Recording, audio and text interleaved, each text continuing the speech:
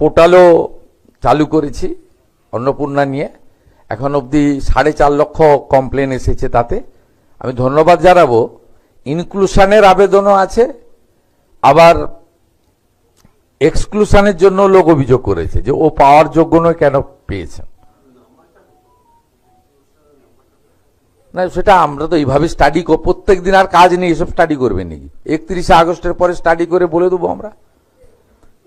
আমি এখানে আসার আগে আমরা যে অভিযোগ পোর্টালটা চালু করেছিলাম 21 তারিখ থেকে, তাতে 4.5 লক্ষ মা বোন দিদি কমপ্লেন করেছেন, এবং সবাই ইনক্লুশনের জন্য করেননি।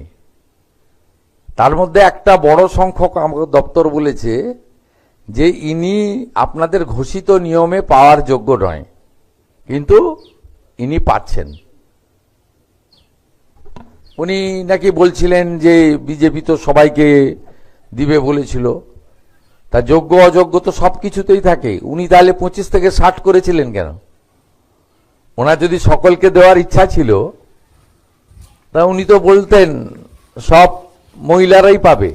উনি নিয়ম করেননি, 25 থেকে 60 করে যাননি উনি। এটাও তো একটা নিয়ম, ক্রাইটেরিয়া।